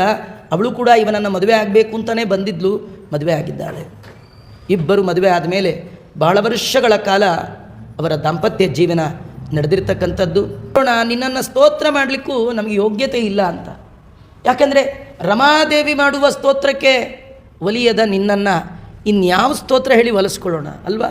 ರಮಾದೇವಿ ನಿರಂತರ ಶ್ರುತಿ ತತಿಗಳಿಗೆ ಅಭಿಮಾನಿ, ಲಕುಮಿ ಸ್ತುತಿಗಳಿಗೂ ಗೋಚರಿಸದ ಅಪ್ರತಿಹತ ಮಹೈಶ್ವರ್ಯಾದಿ ಅಖಿಳ ಸದ್ಗುಣಗಣಾಂಬೋಧಿ. ಇದರ ಅರ್ಥ ಇಷ್ಟೇ ರೀ, ಯಾರು ಡೈಲಿ ಪಾರಾಯಣ ಇಟ್ಕೊಂಡಿದ್ರೆ ಮಾಡ್ತೀನಿ ಅಂತ ಜಂಬ ಹೊಡಿಬೇಡಿ. ಯಾಕಂದರೆ ಲಕ್ಷ್ಮೀ ಮಾಡುವ ಸ್ತೋತ್ರದಿಂದಲೇ ದೇವರನ್ನು ಹಿಡಿಲಿಕ್ಕಾಗ್ತಿಲ್ಲ. ಇನ್ನು ನೀವು ಮಾಡೋ ತಪ್ಪಿನ ಸ್ತೋತ್ರಕ್ಕೆ ದೇವರನ್ನೇನು ಹಿಡಿತೀರಿ? ಏನೋ ದೇವರ ಪ್ರೀತಿಯಿಂದ ನೀವು ಮಾಡಿದ ಸ್ತೋತ್ರ ತೊಗೊಂಡ್ರೆ ತೊಗೊಳ್ಬೋದು, ಇಲ್ದಿದ್ರೆ ಇಲ್ಲ. ಆದ್ದರಿಂದ ಸ್ತೋತ್ರ ಮಾಡುವ ಧೈರ್ಯ ನಮ್ಗೆ ಇಲ್ಲ ಅಂತ ಹೇಳ್ತಾ ಇದ್ದಾರೆ. ಆದರೂ ನಮಗೊಂದು ಗೊತ್ತಿದೆ ಸ್ವಾಮಿ, ನೀನು ಬಂದಾಗ ಏನು ಕೊಡೋದು? ನಮ್ಮ ಗುರುಗಳು ನಮಗೆ ಟ್ರೈನಿಂಗ್ ಕೊಟ್ಟಿದ್ದಾರೆ. ಮನೆಗೆ ಯಾರೇ ಬಂದರೂ ಖಾಲಿ ಕೈಯಲ್ಲಿ ಕಳಿಸ್ಬೇಡಿ, ಅವ್ರಿಗೇನಾದ್ರು ಕೊಟ್ಟು ಕಳಿಸಿ. ದೇವರು ಬಂದರೆ ಏನೂ ಕೊಡಬೇಡಿ ಅಂತ ಹೇಳಿದ್ದಾರೆ. ಯಾಕೆ? ದೇವರಿಗೆ ಕೊಡುವ ವಸ್ತು ನಮ್ಮ ಹತ್ರ ಏನಿಲ್ಲ ನೋಡಿ. ಇಡೀ ಭೂಮಂಡಲವನ್ನೇ ದಾನ ಮಾಡಿದರೂ ದೇವರು ಬಿಡದೆ ತುಳಿದ ಬಲಿಯನ್ನು. ಯಾಕೆ ತುಳಿದ? ನಾ ಕೇಳಿದ್ದೆ ಒಂದು, ನೀನು ಬೇರೆ ಕೊಡ್ತೀಯಾ? ಇದೇನು ಭೂಮಿ ನಿಂದ, ನಿಮ್ಮ ಅಪ್ಪಂದ, ನಿಮ್ಮ ತಾತಂದ? ನಂದು ಒಂದ, ನಂದನ್ನು ನನಗೆ ಕೊಟ್ಟು ಜೋರು ಹೊಡಿತೀಯ? ನಾನು ಕೇಳಿದ್ದಿದ್ದಲ್ಲ ಅಂದ. ಹಾಗಾದ್ರೆ ಅವನು ಕೇಳಿದ್ದು ಯಾವುದೂ ಗೊತ್ತಿಲ್ಲದೆ ಏನೇನೋ ಕೊಟ್ಟರೆ ಅವನು ತೊಗೊಳ್ಳಲ್ಲ. ಅದಕ್ಕೆ ನಮ್ಮ ಗುರುಗಳು ಹೇಳಿದ್ದಾರೆ, ದೇವರು ಬಂದಾಗ ಅದು ಇದು ಕೊಟ್ಟು ಅವನ ಕೈಲಿ ಬಯಸ್ಕೊಳ್ಳೋಕೆ ಹೋಗಬೇಡಿ. ಅವನು ಬಂದಾಗ ಎರಡೂ ಕೈಯನ್ನು ಜೋಡಿಸಿ ತಲೆಯ ಮೇಲಿಟ್ಟು ನಮೋ ನಮೋ ಇತ್ತೇ ತಾವದು ಉಪಶಿಕ್ಷಿತ. ನಾವು ನಮ್ಮ ಗುರುಗಳಲ್ಲಿ ಏನು ಟ್ರೈನಿಂಗ್ ಪಡೆದಿದ್ದೇವೆ ಅಂದರೆ, ದೇವರು ಕಂಡಾಗ ಎರಡೂ ಕೈಯನ್ನು ಗಟ್ಟಿಯಾಗಿ ಜೋಡಿಸಿ ತಲೆಯಲ್ಲಿಡೋದು ಮಾತ್ರ ಕಲ್ತಿದ್ದೇವೆ. ಅದಕ್ಕೆ ತಿರುಪ್ತಿಗೆ ಹೋದಾಗ ಹಣ್ಣಿಲ್ಲ, ಕಾಯಿಲ್ಲ, ಧೂಪ ಇಲ್ಲ, ದೀಪ ಇಲ್ಲ, ಮೊದಲನೇ ಬಾಗಿಲು ಎಲ್ಲಿ ನಿಮಗೆ ನೆನಪು ಬರುತ್ತೋ ಅಲ್ಲಿಂದಲೇ ಗೋವಿಂದ ಗೋವಿಂದ ಗೋವಿಂದ ಗೋವಿಂದ ಗೋವಿಂದ ಗೋವಿಂದ. ಅಲ್ಲ ಸರಿ, ಏನು ಕೊಡಲ್ವಲ್ಲ, ಏನು ಕೊಡೋಕೆ ಹೋಗಬೇಡಿ. ದೇವ್ರಿಗೆ ಹೇಳಿ, ನೀ ಕೊಟ್ಟ ಈ ಶರೀರ ನಿಂದು, ತನು ನಿನ್ನದು. ಕಾಯಿ, ಈ ತಲೆಕಾಯೇ ದೇವರಿಗೆ ಅರ್ಪಣೆ ಮಾಡಬೇಕಾದ ಕಾಯಿ. ಈ ಮನಸ್ಸೇ ಭಗವಂತನಿಗೆ ಅರ್ಪಣೆ ಮಾಡಬೇಕಾದ ಹೂವು. ಈ ದೇಹದಿಂದ ನಡೆಯುವ ಕರ್ಮಗಳೇ ಭಗವಂತನಿಗೆ ಅರ್ಚನೆಗಳು. ಹಾಗಾಗಿ ಕಾಯೇನ ವಾಚ ಮನಸ ಇಂದ್ರಿಯ ಇವೆಲ್ಲವನ್ನು ಕರೋಮಿ ಯದ್ಯತ್ ಸಕಲಂ ಪರಸ್ಮೈ ನಾರಾಯಣ ಏತಿ ಸಮರ್ಪಯೇತ್ತತ್ ಅಂತ ಆ ಭಗವಂತನಿಗೆ ಅರ್ಪಣೆ ಮಾಡಬೇಕು ಅಂದಾಗ ದೇವರಿಗೆ ಭಾರಿ ಖುಷಿ ಆಯಿತು. ಅವನಂತಾನೆ, ಬೇಷ್ ಒಳ್ಳೆ ಮಾತು ಹೇಳಿದ್ರಿ, ನಂಗೆ ಅಷ್ಟೇ ಬೇಕು, ಆದರೆ ನಿಮಗೇನೇನೋ ಬೇಕಿರುತ್ತೆ ಹೇಳ್ರಿ, ನಿಮಗೇನು ಬೇಕು ಹೇಳಿ ಕೊಡ್ತೇನೆ ನಾನು. ಎಂಥ ಆಪರ್ಚುನಿಟಿ ರೀ, ಕೇಳಬಾರ್ದು. ಅವರಂತಾರೆ, ಸ್ವಾಮಿ ನಮಗೇನು ಬೇಕು, ಒಂದೇ ಒಂದು ಬೇಕು, ಬೇಡ ಅಂತ ಅನ್ನೋಲ್ಲ, ನಮಗೊಂದು ಬೇಕು. ಏನಂದರೆ ನೀನು ಸಿಗೋದೇ ಅಪರೂಪ. ಸಿಕ್ಕರೂ ಇಷ್ಟು ಫ್ರೀಯಾಗಿ ನಿಂತು ಮಾತಾಡೋದು ಇನ್ನೂ ಅಪರೂಪ. ಮಾತಾಡಿದ್ರು ಏನು ಬೇಕು ಅಂತ ಕೇಳೋದು ಇನ್ನೂ ಅಪರೂಪ. ಇದು ಎಲ್ಲರಿಗೂ ಸಿಗೋದಲ್ಲ ಆಪರ್ಚುನಿಟಿ. ನಮಗೆ ಸಿಕ್ಕಿದೆ, ಒಂದೇ ಒಂದು ಅನುಗ್ರಹ ಮಾಡು. ಏನದು? ಅವರು ಎಂಥ ಅದ್ಭುತವಾದ ವರವನ್ನು ದೇವರಲ್ಲಿ ಬೇಡಿದ್ದಾರೆ ಅಂದರೆ, ಇನ್ನೇನಿಲ್ಲ. ಅತಕಥಂಚಿತ್ ಸ್ಖಲನ ಕ್ಷುತ್ಪ್ರದನ ಜುಂಬಣ ದುರವಸ್ಥಾನಾದಿಷು ವಿವಶಾನಾಂ ನ ಶ್ರೀ ಚರಣಾರವಿಂದ ಸ್ಮರಣಾಯ ಜರಾಮರಣ ದಶಾಯಾಮಪಿ ಸಕಲ ಕಶ್ಮಲ ನಿರಸನಾನಿ ತವ ಗುಣಕೃತ ನಾಮಧೇಯಾನಿ ವಚನಗೋಚರಾಣಿ ಭವಂತು. ಇನ್ನೇನಿಲ್ಲ. ಎದ್ದಾಗ ಬಿದ್ದಾಗ ಆಕಳಿಸುವಾಗ ಬಂಧುಗಳ ವಿಯೋಗ ಆದಂತಹ ದುರವಸ್ಥೆಯಲ್ಲಿ, ಜ್ವರ ಬಂದು ಮರಣಶಯ್ಯೆಯಲ್ಲಿ ಮಲಗಿದಾಗ, ಸಾಯುವ ಕಾಲಕ್ಕೆ ನಿನ್ನ ಗುಣವನ್ನು ಹೇಳುವ ನಿನ್ನ ನಾಮ ನಮ್ಮ ನಾಲಿಗೆಗೆ ಬರಲಿ. ಶರಣು ಹೊಕ್ಕೆನಯ್ಯ, ಎನ್ನ ಮರಣ ಸಮಯದಲ್ಲಿ ನಿನ್ನ ಚರಣಸ್ಮರಣೆ ಕರುಣಿಸಯ್ಯ. ನಾರಾಯಣ, ದೇವರಲ್ಲಿ ಇದಕ್ಕಿಂತ ದೊಡ್ಡ ವರ ಇಲ್ಲೇ ಇಲ್ಲ ರೀ. ಜನ್ಮಲಾಭ ಪರಪುಂಸ ಅಂತೆ ನಾರಾಯಣ ಸ್ಮೃತಿ. ಭಾಗವತದ ಆರಂಭದಲ್ಲಿಯೇ ಹೇಳಿದ ಮಾತು. ಈ ಮನುಷ್ಯ ಜನ್ಮದ ದೊಡ್ಡ ಲಾಭ ಏನು? ಅಂತ್ಯಕಾಲದಲ್ಲಿ ದೇವರ ಸ್ಮರಣೆ ಬರಬೇಕಂತೆ. ಭಾಗವತ ಅದನ್ನು ತಿದ್ದತ್ತೆ. ದೇವರ ಸ್ಮರಣೆ ಅಂದರೆ ಬರೀ ನಾರಾಯಣ ಅಂತ ಢಮ್ಮ ಆದರೆ ಅವ್ನು ನಾನ್ ಸ್ಟಾಪ್ ಮೋಕ್ಷಕ್ಕೆ ಹೋಗಲ್ಲ ರೀ. ಮತ್ತು ನಾರಾಯಣ ಅನ್ನುವಾಗ ನಾರಾಯಣ ಶಬ್ದ ಏನು ಹೇಳುತ್ತೆ, ದೇವರ ಯಾವ ಗುಣ ಹೇಳುತ್ತೆ ಅಂತ ತಿಳ್ಕೊಳ್ಬೇಕು ಅಲ್ವಾ? ಶೃಣ್ವನ್ ಗೃಣನ್ ಸಂಸ್ಮರಯಂಶ್ಚ ಚಿಂತಯನ್ ನಾಮಾನಿ ರೂಪಾಣಿ ಚ ಮಂಗಲಾನಿತೆ. ಭಗವಂತನ ಮಂಗಳಮಯವಾದ ನಾಮ, ಭಗವಂತನ ಮಂಗಳಮಯವಾದ ರೂಪ, ಭಗವಂತನ ಮಂಗಳಮಯವಾದ ಕ್ರಿಯಾ, ಭಗವಂತನ ಮಂಗಳಮಯವಾದ ಚರಣ ಯಾರು ಮನಸ್ಸಿನಲ್ಲಿ ಏಕಕಾಲಕ್ಕೆ ಸ್ಮರಣೆ ಮಾಡ್ತಾರೆ ಅವರು ಮತ್ತೆ ಹುಟ್ಟಿಗೆ ಬರೋದೇ ಇಲ್ಲ. ಅಂತಹ ನಿನ್ನ ಗುಣಕೃತ ನಾಮಧೇಯಾನಿ, ದೇವರ ಗುಣ ಹೇಳುವ ನಾಮಗಳು ಯಾವುದು? ಯಾನಿ ನಾಮಾನಿ ಗೌಣಾನಿ ವಿಖ್ಯಾತಾನಿ ಮಹಾತ್ಮನಃ ಋಷಿಭಿಪ್ಪರಿಗೀತಾನಿ ತಾನಿ ವಕ್ಷ್ಯಾಮಿ ಭೂತಯೇ. ನಡೆದಾಗ ಅವಳು ಕೂಡ ವರ್ಷಕ್ಕೆ ಒಂದರಂತೆ ಅನೇಕ ಗಂಡು ಮಕ್ಕಳನ್ನು ಕೊಟ್ಟಿದ್ದಾಳೆ. ಆ ಮಕ್ಕಳು 9 ಜನ ಮಕ್ಕಳು. ನಾಭಿ, ಕಿಂಪುರುಷ, ಹರಿವರ್ಷ, ಇಲಾವೃತ, ರಮ್ಯಕ, ಹಿರಣ್ಮಯ, ಕುರು, ಭದ್ರಾಶ್ವ, ಕೇತುಮಾಲ ಅಂತ. ನೋಡಿ ಎಂಥ ಆಶ್ಚರ್ಯ ಅಂದರೆ, ನೀವು ಸಾಮಾನ್ಯ ಲೋಕದ ಹೆಣ್ಣು ಮಕ್ಕಳಂತೆ ಆ ಹೆಣ್ಣು ಮಕ್ಕಳನ್ನು ಕಂಪೇರ್ ಮಾಡ್ಕೊಳ್ಬಾರ್ದು. ಅವಳು ವರ್ಷಕ್ಕೆ ಒಂದರಂತೆ ಗಂಡು ಮಕ್ಕಳನ್ನು ಕೊಟ್ಟಳು. 10ನೇ ವರ್ಷ ಹೋಗಿ ಬರ್ತೀನಿ ಅಂತೇಳಿ ಸಶರೀರವಾಗಿ ಹೇಗೆ ಆಕಾಶದಿಂದ ದುಮ್ಮುಕ್ಕಿ ಬಂದಿದ್ಲೋ, ಗಂಡ ನೋಡ್ತಾ ಇರುವಾಗ ಹಾಗೆ ಮೇಲೆ ಹೊರಟೇ ಬಿಟ್ಲು. ಎಂಥ ಅದ್ಭುತ! ನಿಮಗೆ ಆಶ್ಚರ್ಯ. 9 ವರ್ಷಕ್ಕೆ ಒಂದೊಂದು ಮಕ್ಕಳಂದರೆ ಮೊದಲನೇ ಮಗುಗೆ 9 ವರ್ಷ. ಆ ಮಕ್ಕಳನ್ನು ನೋಡ್ಕೊಳ್ಳೋರು ಯಾರು? ಕಥೆ ಏನು ಗೊತ್ತಾ? ಇವಳ ಹೊಟ್ಟೆಯಲ್ಲಿ ಹುಟ್ಟಿದ ಮಕ್ಕಳಿಗೆ ಯಾರಿಗೂ ಅನಾರೋಗ್ಯವೇ ಬರಲ್ಲ ಅಂತ. ಎಂಥ ತಾಯಿ ರೀ! ನಾವು ಹುಟ್ಟುವಾಗಲೇ ಇನ್ನೂ ಹೊರಗೆ ಬರೋಕ್ಕೆ ಮುಂಚೆನೇ ರೋಗ. ಆವಾಗ ಆ ತಾಯಿದ ಮಹಿಮಾ, ತಾಯಿ ತಪಸ್ಸು ಅಂಥದ್ದು ಏನು ಮಾಡಲಿಕ್ಕೆ ಬರಲ್ಲ. ಆದರೆ ಇದು ದೇವತೆಗಳ ಕಥೆ ಹೇಳ್ತಾ ಇರೋದು. ಅವಳ ಹೊಟ್ಟೆಯಲ್ಲಿ ಹುಟ್ಟಿದ ಯಾವ ಮಕ್ಕಳಿಗೂ ಶಕ್ತಿಯ ಹ್ರಾಸ ಇಲ್ಲ, ರೋಗ ರುಜಿನ ಇಲ್ಲ. ಇಂಥ 9 ಮಕ್ಕಳನ್ನು ಹಡೆದು ಗಂಡನಿಗೆ ಕೊಟ್ಟು ತಾನು ಹೊರಟುಬಿಟ್ಟಿದ್ದಾಳೆ. ಅಗ್ನಿದ್ರ ತನ್ನ ಭೂಭಾಗ, ತನಗೆ ಸಿಕ್ಕ ಜಂಬೂದ್ವೀಪವನ್ನು 9 ಭಾಗ ಮಾಡಿ ತನ್ನ 9 ಜನ ಮಕ್ಕಳಿಗೆ ಹಂಚಿದ್ದಾನೆ. ದೊಡ್ಡ ಮಗ ಆಳಿದ ಈ ಭೂಪ್ರದೇಶವೇ ನಾವು ನೀವೆಲ್ಲ ವಾಸ ಮಾಡುವಂತಹ ಜಂಬೂದ್ವೀಪದ ಒಳಗಿನ ಭರತವರ್ಷ. ನಿಮ್ಗೆ ಆಶ್ಚರ್ಯ ಗೊತ್ತಾ? ಇದರೊಳಗೆ ಮತ್ತು ಇನ್ನೂ 8 ವರ್ಷಗಳು ಈ ಜಂಬೂದ್ವೀಪದಲ್ಲಿಯೇ ಇದೆ. ಈ ಜಂಬೂದ್ವೀಪದಲ್ಲಿರುವ ಭರತವರ್ಷ ಒಂದನ್ನು ಬಿಟ್ಟು ಬೇರೆ ಜಾಗಕ್ಕೆ ನಾವು ನೀವು ಹೋಗೋ ಹಾಗಿಲ್ಲ. ಮನುಷ್ಯರಿಗೆ ಅಗಮ್ಯವಾದದ್ದು. ದೇವತೆಗಳು ವಿಹಾರಕ್ಕಾಗಿ ಬೇರೆ ಬೇರೆ ಲೋಕದಿಂದ ಬಂದು ವಿಹಾರ ಮಾಡುವ ಉಳಿದ 8 ವರ್ಷಗಳ ಕಥೆಯನ್ನು ಪಂಚಮಸ್ಕಂದದ ಕೊನೆಯ ಭಾಗದಲ್ಲಿ ವರ್ಣನೆ ಮಾಡ್ತಾರೆ. ಜಂಬೂದ್ವೀಪದ ಮೊದಲ ಭಾಗ ಭರತಖಂಡ, ಭರತವರ್ಷ ಅಂತೀವಿ. ಇದನ್ನು ನಾಭಿರಾಜ ತಾನು ರಾಜನಾಗಿದ್ದಾನೆ. ಅವನು ಮೇರುದೇವಿಯನ್ನು ಮದುವೆ ಆಗಿದ್ದಾನೆ. ನಾಭಿರಾಜ ಅವರು ಮಕ್ಕಳಾಗಬೇಕು ಅಂತ ತಪಸ್ಸು ಮಾಡಲಿಲ್ಲ, ಹೋಮ ಮಾಡಿದ್ರು. ನೋಡಿ, ಜನ್ರೇಷನ್ ಗ್ಯಾಪ್. ಪ್ರಿಯವ್ರತ ಮದುವೆನೇ ಬೇಡ ಅಂದ. ಎರಡನೇವನು ಮದುವೆ ಆಗಲಿ ಕನ್ಯಾ ಬೇಕು ಅಂದ. ಅಂದರೆ ಕನ್ಯೆಗಾಗಿ ತಪಸ್ಸು. ಮೊದಲು ಸನ್ಯಾಸಕ್ಕೆ ಅವರಪ್ಪ ಮಾಡಿದ್ದು, ಇವನು ಕನ್ಯೆಗಾಗಿ ಮಾಡಿದ. ಮಗ ಮೂರನೇವನು ಎಲ್ಲ ಎರಡೂ ಬಿಟ್ಟ, ಮಕ್ಕಳಾಗಬೇಕಂತ. ಹಾಗೆ ಈಗ ನಾವು ತಪಸ್ಸು ಅನ್ನೋ ಶಬ್ದವೇ ಇಲ್ಲ, ಬಿಟ್ಟುಬಿಟ್ಟಿದೆ. ಅವನು ಏನು ಮಾಡ್ದ ಅಂದರೆ ಆ ಯಜ್ಞವನ್ನು ಮಾಡಿದ್ದಾನೆ ನಾಭಿರಾಜ. ಅವನು ಯಜ್ಞ ಮಾಡಿದ್ದಕ್ಕಿಂತಲೂ ಅವನ ಪುರೋಹಿತರು ಭಾರಿ ಗಟ್ಟಿ ಪುರೋಹಿತರು. ಅವ್ರು ಕೇಳಿದ್ರು, ರಾಜ ನಿಂಗೆ ಎಂಥ ಮಗು ಬೇಕು? ಈಗ ಯಾರು ಕೇಳೋ ಹಾಗಿಲ್ಲ ರೀ, ಹೋಮಗಿಮ ಎಂಥ ಬೇಕು ಅದೆಲ್ಲ ಕೇಳೋ ಹಾಗಿಲ್ಲ. ಯಾಕೆಂದರೆ ಈಗ ಕೇಳಿದ್ರೆ ಬರೀ ಡಾಕ್ಟ್ರ್ ಇಂಜಿನಿಯರ್ನೇ ಕೇಳ್ತಾರೆ. ಆಗದು ಕೇಳಲಿಲ್ಲ. ಅವನೇನು ಕೇಳ್ದ ಅಂದರೆ ಭಗವಂತನೇ ಮಗನಾಗಿ ಬೇಕು ಅಂತ ಸಂಕಲ್ಪ ಮಾಡಿಸಿದ್ರು. ಭಗವಂತ ನಿನ್ನ ಪೂರ್ಣಾನುಗ್ರಹ ಆಗಬೇಕು. ನಾವು ಎಲ್ಲ ದೇವರನ್ನು ಕೇಳೋದಾದರೆ ಇದನ್ನೇ ಕೇಳಬೇಕಂತ. ಭಗವಂತ ನೀನೇ ಮಗನಾಗಬೇಕು. ಮಗ ಅಂದರೆ ಯಾರು? ತ್ರಾತಾಯ ಏವ ನರಕಾತ್ ಸಹಿ ಪುತ್ರ ನಾಮ. ನರಕದಿಂದ ಪಾರು ಮಾಡುವವನೇ ನಿಜವಾದ ಮಗ ಅಂತೆ. ಹಾಗಾದ್ರೆ ಯಾರು ನರಕದಿಂದ ಪಾರು ಮಾಡೋರು ಯಾರು? ಭಗವಂತ ಅಲ್ಲದೆ ಇನ್ಯಾರಾದರೂ ಬರ್ತಾರಾ? ಯಾರಿಲ್ಲ ರೀ. ಮಕ್ಕಳನ್ನು, ಗಂಡನನ್ನು, ಮಡದಿಯನ್ನು ಎಲ್ಲರನ್ನೂ ಮುದ್ದು ಮಾಡಬೇಕು, ಪ್ರೀತಿ ಮಾಡಬೇಕು. ಒಳಗೆ ದೇವರಿದ್ದಾನೆ ಎನ್ನುವ ಎಚ್ಚರಿಕೆಯನ್ನು ಮರಿಬಾರ್ದು. ಯಾರನ್ನು ಪ್ರೀತಿ ಮಾಡಿದರೂ ಒಳಗಿರುವ ಭಗವಂತ ನಿನ್ನ ಸಲುವಾಗಿ ಮಾಡ್ತಾ ಇದ್ದಾನೆ. ನೀನೊಬ್ಬನೇ, ನಿನ್ನ ಹೊರೆತು ಹೊರೆವವರ ನಾನು ಹರಿಯೇ ಅಂತ ಹೀಗೆ ಮಾಡಬೇಕಂತ. ಅವನು ಮಕ್ಕಳು ಬೇಕು ಅಂತ ಹೋಮ ಮಾಡಿದ್ರೆ ಗಟ್ಟಿ ಪುರೋಹಿತರು, ಒಳ್ಳೆ ಮಂತ್ರ ರೀ. ಭಗವಂತ ಮಂತ್ರ ಮುಗ್ಧನಾಗಿ ಅವರ ಮಂತ್ರ ಸೆಳೆತಕ್ಕೆ ಒಳಗಾಗಿ ಅಗ್ನಿಕುಂಡದಿಂದಲೇ ಬಂದುಬಿಟ್ಟ. ನಾವು ಎಲ್ಲ ಹೋಮ ಮಾಡ್ತೀವಿ ರೀ, ಗಟ್ಟಿ ಮಂತ್ರ ಹೇಳ್ತೀವಿ ರೀ, ಆದರೆ ಹೋಮಕುಂಡದಿಂದ ದೇವರು ಬರಲ್ಲ. ಜಿರಳೆ ಗಿರಳೆ ಆ ಕೂತವ್ರಿಗೆ ಗಾಬರಿ ಆಗಬೇಕು. ನಮ್ಮ ಮಹಿಮಾ, ನಮ್ಮ ಪವರ್ ಅಂತವು. ಕೆಲವರೆಲ್ಲ ಅದು ಹೋಮಕ್ಕೆ ಸೌದೆಗೆ ಇದೆ ಹಾಕುವಾಗ ಅದಲ್ಲಿಗೆ ಗೆದ್ದಲು ಗಿದ್ದಲು ಸಮೇತ ಹಾಕೇ ಬಿಡ್ತಾರೆ. ಹೋಗಲಿ ಸಾಕಾಗಿದೆ, ಹಾಗೆಲ್ಲ ಮಾಡಬಾರ್ದು. ಇಲ್ಲಿ ಏನಾಯಿತು? ಸ್ವಯಂ ಭಗವಂತ ಬಂದುಬಿಟ್ಟ. ಹೇಗಿದ್ದಾನೆ? ಅತಃ ತಮಾವಿಷ್ಕೃತ ಭುಜ ಯುಗಳದ್ವಯಂ ಹಿರಣ್ಮಯಂ ಪುರುಷ ವಿಶೇಷಂ ಕೌಶೇಯಾಂಬರಧರಂ ಉರಸಿ ವಿಲಸ ಶ್ರೀವತ್ಸ ಲಲಾಮಂ ದರವರವನರುಹ ವನಮಾಲಾ ಸ್ಫೂರ್ಚಾಮೃತ ಮಣಿಗಣ ಪ್ರವರಾದಿಭಿ ಉಪಲಕ್ಷಿತಂ ಸ್ಫುಟಕಿರಣ ಪ್ರವರ ಮಣಿಮಯ ಮುಕುಟ ಕಿರೀಟ ಕುಂಡಲ ಕಟಕ ಕಟಿಸೂತ್ರಹಾರ ಕೇಯೂರ ನೂಪುರಾದ್ಯಂಗ ವಿಭೂಷಿತ ಭೂಷಣಂ. ರೆಡಿಮೇಡ್ ದೇವರು ಎಲ್ಲಿ ಬರುವಾಗಲೂ ಪೂರ್ಣ ರೆಡಿಯಾಗಿ ಬರ್ತಾನಂತೆ. ಶಂಖಚಕ್ರ ಗದಾಪಾಣಿಯಾಗಿದ್ದಾನೆ. ಉತ್ತಮವಾದ ಪೀತಾಂಬರವನ್ನು ಧಾರಣೆ ಮಾಡಿದ್ದಾನೆ. ಪಚ್ಚೆ, ಮರಕತ, ಗೋಮೇಧಿಕ, ಪುಷ್ಯರಾಗ ಮೊದಲಾದ ನವರತ್ನ ಖಚಿತವಾದ ಉತ್ತಮೋತ್ತಮವಾದ ಕಿರೀಟವನ್ನು ಧಾರಣೆ ಮಾಡಿದ್ದಾನೆ. ಹೊಳೆಯುವ ಮಕರ ಆಕೃತಿಯ ಕುಂಡಲ, ಕೈಯಲ್ಲಿ ಕಡಗ, ಭುಜದಲ್ಲಿ ಭುಜಕೀರ್ತಿ, ನಾಗಮುರಿಗೆ, ಸೊಂಟದಲ್ಲಿ ಒಡ್ಯಾಣ, ಎದೆಯಲ್ಲಿ ಶ್ರೀವತ್ಸ ಚಿಹ್ನೆ, ಕೌಸ್ತುಭಾಭರಣದಿಂದ ಅಧಿಷ್ಠಿತವಾದ ಕಂಠ, ಹೊಳೆಯುವ ಪೀತಾಂಬರ, ಮುಂಗುರುಳು ನಗೆ. ಎಂಥ ಅದ್ಭುತ ರೀ! ಎಷ್ಟು ಹೇಳಿದ್ರು ಕಡಿಮೆ. ಅವನನ್ನು ನೋಡಿ ಈ ಆಚಾರ್ಯರು ಇದ್ದವ್ರು ಎಲ್ಲ ಗಾಬರಿ ಆಯ್ತು.